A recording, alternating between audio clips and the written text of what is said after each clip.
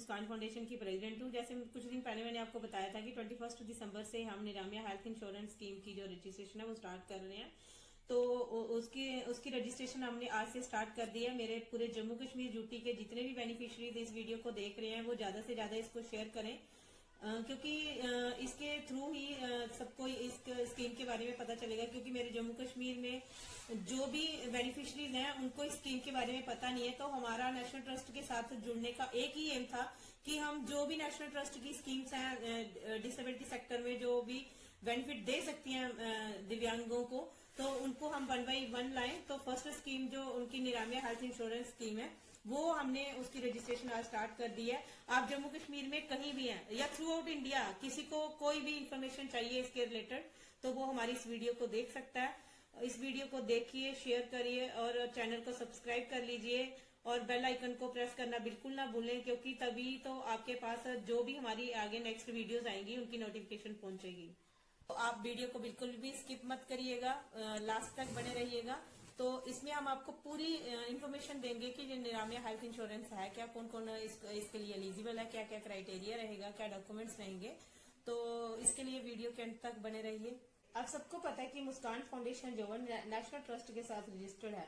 National trust 4 दिव्यांगताओं पे काम करता है, 4 डिसेबिलिटीज पे वो काम करता है, जिसमें मेंटली रिटार्डेड जिसको अब इंटेलेक्चुअल डिसेबिलिटी कहा जाता है, सेरेब्रल पाल्सी, ऑटिज्म और मल्टीपल डिसेबिलिटी पे काम करता है। नेशनल ट्रस्ट जो है वो 4 डिसेबिलिटी पे काम कर रहा है। उनके जो डिसेबल पर्सन है उनके वेलफेयर के लिए काम करता है और उसका एक ही मोटो होता है कि जो भी रजिस्टर्ड ऑर्गेनाइजेशन है वो उनके थ्रू हर दिव्यांग तक पहुंचे, हर दिव्यांग तक मदद पहुंचाए, कि जिससे जो भी दिव्यांग उनकी 4 डिसेबिलिटी में आते हैं तो वो दिव्यांग जो है वो समाज में खुद को समाज का ही एक हिस्सा समझे।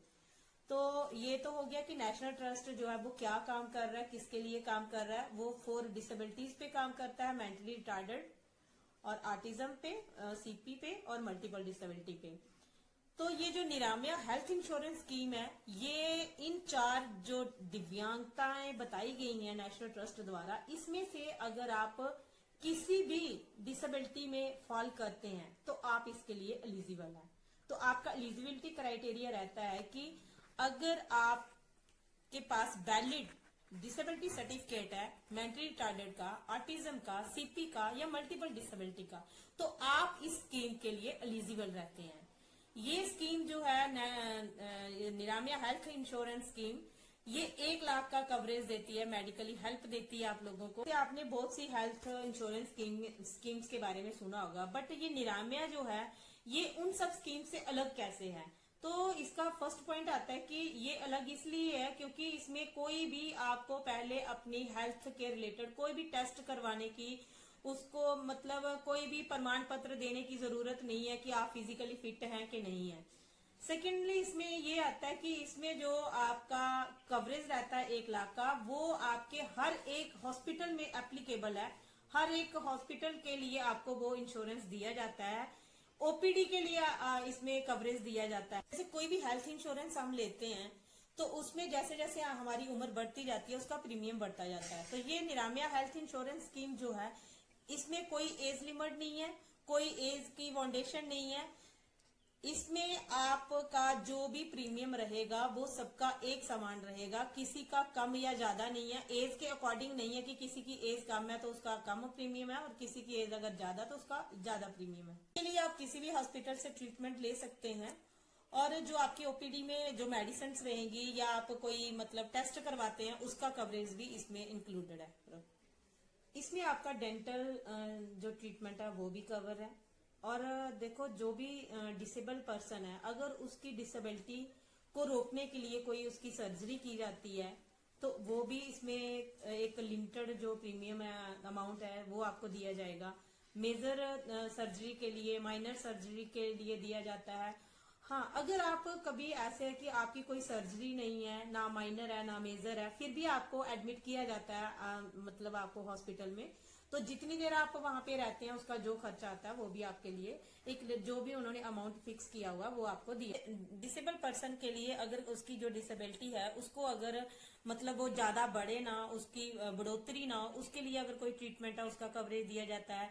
विकलांग व्यक्ति को एक जगह से अगर आप कहीं ट्रीटमेंट के लिए जा रहे हैं तो उसमें आपको ट्रांसपोर्टेशन का दिया जाता है, बट वो जो भी अमाउंट है, ये सारे कवरेज जो है, अमाउंट जो है लिमिटेड है, 1 लाख के अंदर आपको ये कवरेज मिल रहा है।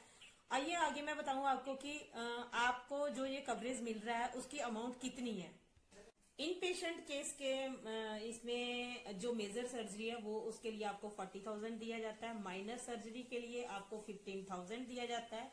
अगर आपकी कोई सर्जरी नहीं है, आप एडमिट हैं हॉस्पिटल में, तो उसके लिए भी आपको 15,000 रुपया दिया जाता है, 15,000 दिया जाता है। तो ये नियर अबाउट इन पेशेंट के लिए हो गया 70,000।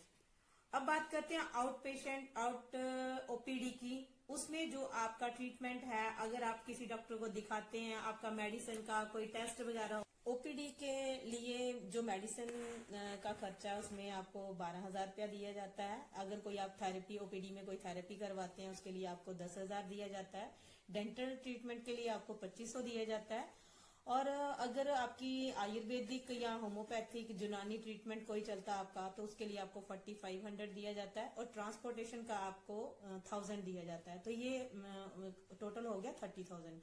तो इन पेशेंट और आउट पेशेंट का मिला के आपका 70 और 30 मिला के बन गया आपका 1 लाख।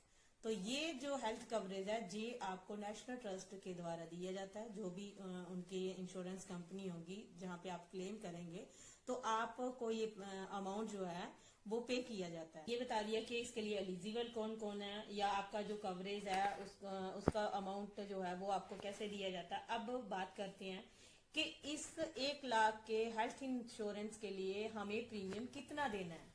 तो जो बीपीएल कैटेगरी के हैं उनके लिए 250 है, वन टाइम आपको ये पे करना है, 250 रुपया। और जो नॉन बीपीएल हैं, जो एपीएल में आते हैं, उनका 500 है, 500 रुपया उनका प्रीमियम रहेगा। और जो बच्चे जिनके पेरेंट्स नहीं है, जिनका कोई लीगल गार्डियन है, उन बच्चों के लिए कोई भी प्रीमियम पे नहीं करना, उनका फ्री ऑफ कास्ट इंश्योरेंस होगा। उनके जो डॉक्यूमेंट्स वगैरह वो लगेंगे। बात आती है कि जब हमने ये फर्स्ट टाइम इसका प्रीमियम पे किया, तो सेकेंड टाइम आपको इसको रिन्यू करवाना है। रिन्यूअल की फीस जो है वो बीपीएल की है 50 रुपीज, 50 रुपए। और जो एपीएल वाले हैं, नॉन बीपीएल हैं, उनकी है 250 रुपया। तो जो जिनके पेरेंट्स नहीं है उनकी आपको कोई भी अमाउंट पे नहीं करना है रिन्यूअल के टाइम भी।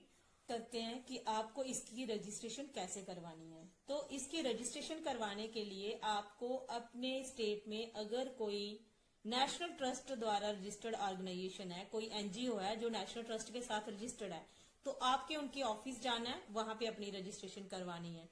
इसके लिए जो रिक्वायर्ड डॉक्यूमेंट्स होंगे वो है आपका आधार कार्ड, जो भी दिव्यांग होगा, जो भी डिसेबल पर्सन है उसका आधार कार्ड लगेगा, उसका वैलिड डिसेबिलिटी सर्टिफिकेट लगेगा, उसके फोटो लगेंगे, और उसका बैंक अकाउंट जो है, उसकी पासबुक की जो कॉपी है, जो फर्स्ट पेज है, वो आपको लेके जाना है साथ में।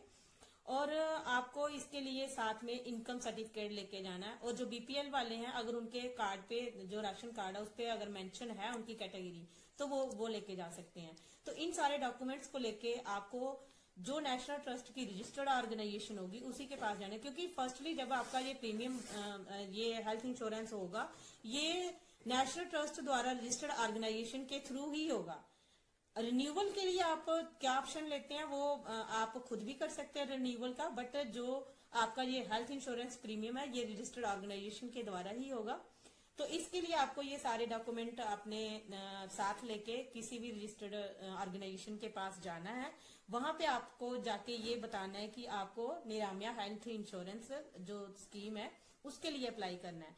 बट आपको ये ध्यान रखना है कि इसके लिए जो भी नेशनल ट्रस्ट द्वारा जिन दिव्यांगताओं की बात की जाती है, कि जैसे ऑटिज्म है, सीपी है, आपका एमआर इंटेलेक्चुअल डिसेबिलिटी है, मल्टीपल डिसेबिलिटी है, इन 4 में से किसी एक दिव्यांगता का आपके पास प्रमाण पत्र होना चाहिए, तभी आप एलिजिबल हैं, तभी आपका जो रजिस्ट्रेशन है वो किया जाएगा।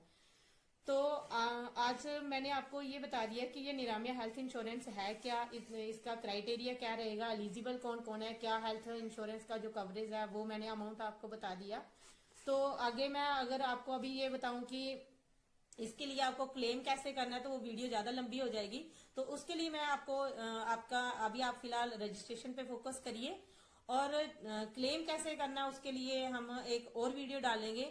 हाँ, मैं आपको रिन्यूअल का बता देती हूँ कि जैसे इनका जो रहता है कि अप्रैल से स्टार्ट होके 31 मार्च तक जो भी आपके खर्चे आते हैं इसके डिसेबल पर्सन के ट्रीटमेंट के लिए, तो आपका जो कार्ड की वैलिडिटी है वो 31 मार्च को खत्म हो जाती है। तो रिन्यूअल के लिए आपको जनवरी या फरवरी में अप्लाई कर देना होता है। इस चीज का आप ध्यान रखें, क्योंकि अगर आप रिन्यूअल नहीं करवाएंगे इस कार्ड को, तो आपका ये कार्ड जो है वो इसकी मान्यता रद्द हो जाएगी 1 साल के बाद। आपको फिर से इसका प्रीमियम भर के ही आपको इस स्कीम का बेनिफिट लेना पड़ेगा। तो इसके लिए आपसे रिक्वेस्ट है कि आप जो भी इस वीडियो को देख रहा है, कि अगर किसी ने भी थ्रू आउट इंडिया अगर किसी के पास भी ये निरामिया हेल्थ कार्ड है, तो प्लीज प्लीज प्लीज वो जनवरी या फरवरी में इसको रिन्यूअल के लिए डाल दे, अगर आपको इसके बेनिफिट ले।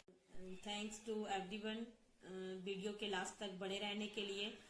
मैंने पूरी कोशिश करी है कि आपको इसकी पूरी इन्फॉर्मेशन दूं। फिर भी अगर आपकी कोई भी क्वेरीज रहती है, जम्मू कश्मीर ड्यूटी के लोगों से भी अपील करती हूँ, या इंडिया में कहीं भी किसी भी स्टेट के जो भी बेनिफिशरीज हैं वो इसका बेनिफिट लेना चाहते हैं, तो आप प्लीज प्लीज प्लीज मुझे कमेंट करके लिखिए। जो भी हमारी डिटेल्स स्क्रीन पे हैं इसके रिलेटेड, जो हमारी एनजीओ के जो भी सोशल साइट्स हैं उन पे भी आप हमें कांटेक्ट कर सकते हैं, कॉल कर सकते हैं। और इस स्कीम के अलावा भी अगर आपको डिसेबिलिटी सेक्टर के रिलेटेड कोई भी इंफॉर्मेशन चाहिए, कोई भी हेल्प सकते हैं, हमें मैसेज कर सकते हैं। हम आपकी सेवा के लिए हमेशा तैयार बैठे हैं। Thank you.